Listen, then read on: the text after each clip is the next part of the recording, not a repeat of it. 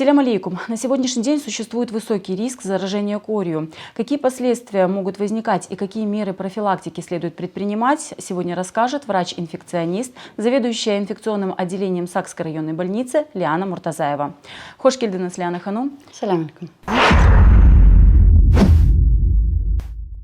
Лиана ханум, что такое корь? Корь – это вирусное, инфекционное, острое заболевание, которое высококонтагиозное, передается воздушно-капельным путем и имеет определенную клиническую картину, такую как интоксикационный синдром, катаральный синдром, это насморк, конъюнктивит, светобоязнь, сыпью, которая имеет определенную этапность высыпания, и энантема на слизистой полости рта. Из этого всего, что нужно знать?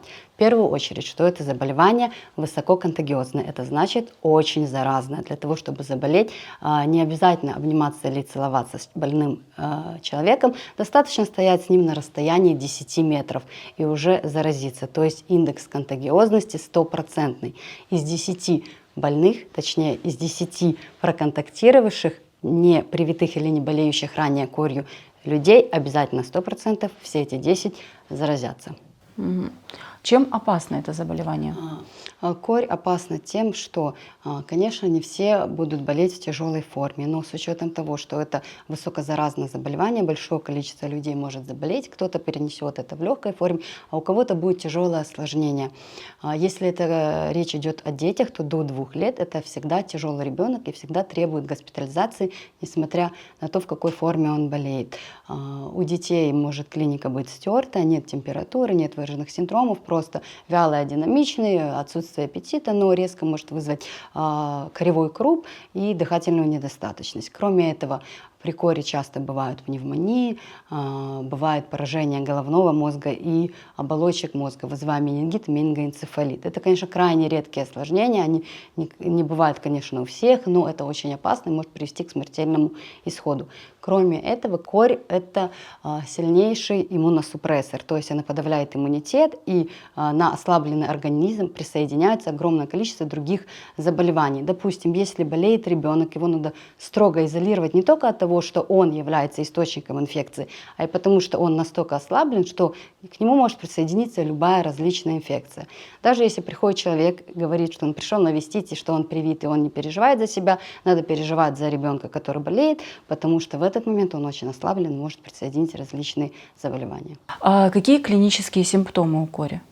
Клинические симптомы различны, но начало заболевания не специфическое. Это интоксикационный синдром. Может проявляться так же, как у ОРВИ.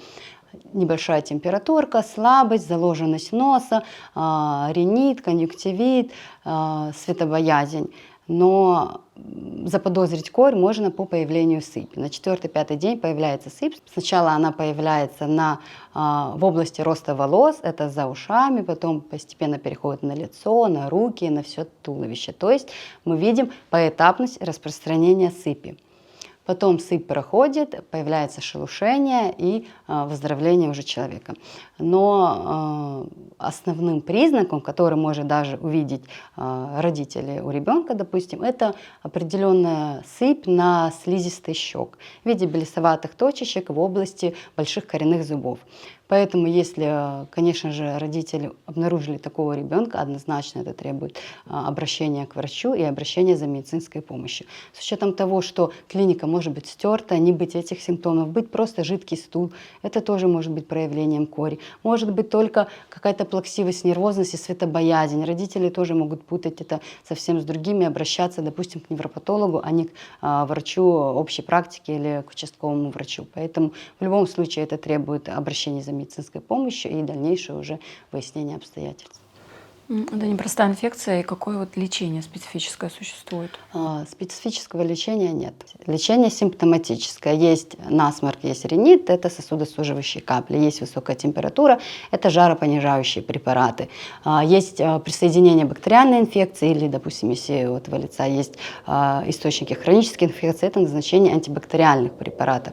Но, опять-таки, с учетом, что есть большие риски осложнений, конечно же, это требует обращения за медицинской помощью.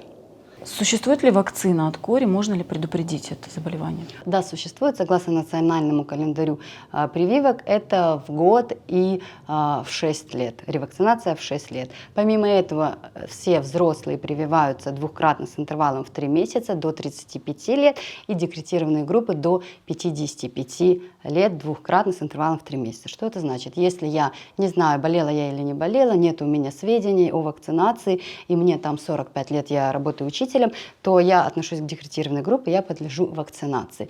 Декретированные группы – это те, кто работники медицинских организаций, работники школьных учреждений, работники в сфере торговли, социальной службы или госслужащие.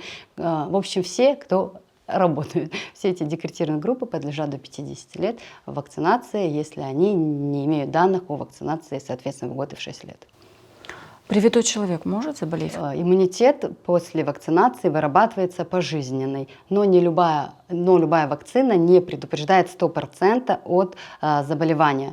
Но в любом случае это будет более легкое течение, однозначно это будет без каких-либо осложнений, и в легкой форме человек болеет. Возможно, он даже не будет знать, что это у него корь, протекает просто как стандартный ОРВИ. На самом деле любой человек может пойти прямо сейчас, сдать анализы, сдать кровь на антитела и посмотреть, есть ли у него антитела кори, иммуноглобулины G.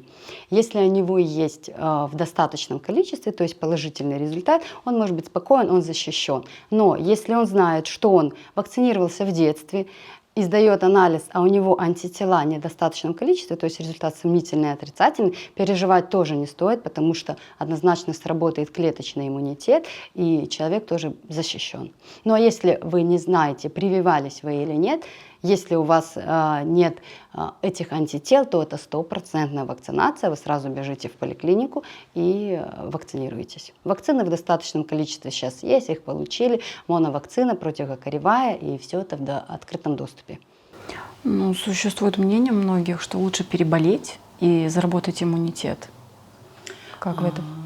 Ну, я, наверное, не понимаю больше, с чем связан этот страх вакцинации, потому что вакцина абсолютно безопасна. Это, несмотря на то, что это живая вакцина, она может вызывать незначительные симптомы, такие как при коре возникают, но вырабатывается пожизненный иммунитет, который защищает на всю оставшуюся жизнь от заболевания кори. При этом человек вакцинированный, он не заражает других людей, если бы, допустим, в том случае, когда он заболел и заразил огромное количество других людей.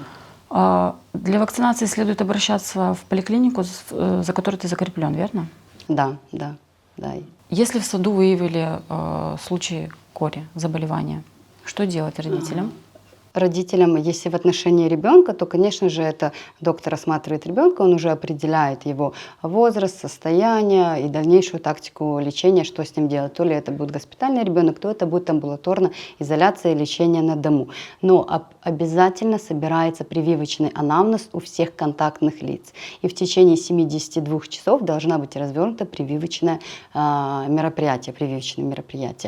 Контактные больные могут быть только в очаге инфекции, это ограничено только детским садом, но кроме этого это еще контактные могут быть расширены в районе населенного пункта или области. То есть этот ребенок нужно выяснить, где, когда, с кем он последний раз контактировал, и обязательно собрать прививочный анамнез, то есть узнать у контактных лиц, прививались они или нет.